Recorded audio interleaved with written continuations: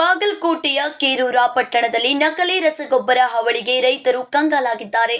ನಕಲಿ ರಸಗೊಬ್ಬರ ಸಾಗಿಸುತ್ತಿದ್ದ ವಾಹನವನ್ನ ಕೇರೂರ ಪಟ್ಟಣದಲ್ಲಿ ಜಪ್ತಿ ಮಾಡಲಾಗಿದ್ದು, ರೈತರು ಕೊಟ್ಟ ಮಾಹಿತಿ ಆಧರಿಸಿ ಕೃಷಿ ಅಧಿಕಾರಿಗಳು ದಾಳಿ ಮಾಡಿದ್ದಾರೆ.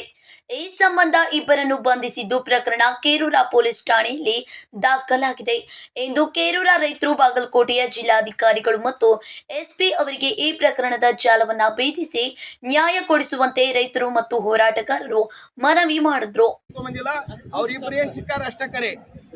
ನಾಳೆ ಒರಿಜಿನಲ್ ಗೊಬ್ಬರನ ಇದು ಅಂತಂದ್ರೆ ನಮ್ಮದೇ ಅದಕ್ಕೆ ನಮಗ ರೈತರು ನಮ್ಮಲಾಕ್ ಬರಂಗಿಲ್ಲ. ಈಗ ಒರಿಜಿನಲ್ ಅಂದ್ರೆ ನೋಡ್ರಿ ಇಲ್ಲಿ ಕಾಣಿಸಾಗ್ತೈತಿ. ನಮ್ಮ ಮನ್ಯಾಗ ತಿಕ್ಕಿದ್ರೆ ಇದು ಸದ್ಯ ಕಾಣಿಸೈತಿ. ಇಲ್ಲಿ ನೋಡ್ರಿ, ಇವಾಗ ಒರಿಜಿನಲ್ ಅಂದ್ರೆ ಇದು ತಿಕ್ಕಿದ್ರೆ ಇದು ಆಗಂಗಿಲ್ಲ. ಇದು ಡೂಪ್ಲಿಕೇಟ್ ಚಿಕ್ಕನ ಬೂದಿ ಆಗ್ತೈತಿ. ಇವಾಗ ಈಗ ನಾವು ಒರಿಜಿನಲ್ ನೋಡ್ಲಾಕ ಇದು ನೀರಾಗ್ ಬಿಡ್ರಿ. ಇದು ನೀರಾಗ್ ಬಿಟ್ರೆ ಇದು ಕರಿಗೆ ಹೋಗ್ತೈತಿ, ಏನು ಉಳಿಯಂಗಿಲ್ಲ. ಅದನ್ನ ನೀರಾಗ್ ಬಿಡ್ರಿ, ಅದು ಒಟ್ಟು ಕಲ್ಲು ಹಂಗ ಕುಂಡಿರ್ತೈತಿ. ವ್ಯವಸ್ಥೆ ಎಲ್ಲಿ ಹೋಗಿದೆ ಅಂತಂದ್ರೆ, ಒಬ್ಬ ಅಕ್ರಮ ಮಾಡ್ತಾ ಇದ್ದಾನೆ ಅಥವಾ ಬೇರೆ ಬೇರೆ ಚಟುವಟಿಕೆಗಳಲ್ಲಿ ತೊಡಗಿದ್ದಾನೆ ಅಂದ್ರೆ ಆತನಿಗೆ ಸಪೋರ್ಟ್ ಕೊಡಲಿಕ್ಕೆ ಬೇರೆ ಹತ್ತಾರು ಕೈಗಳು ಬರ್ತವೆ.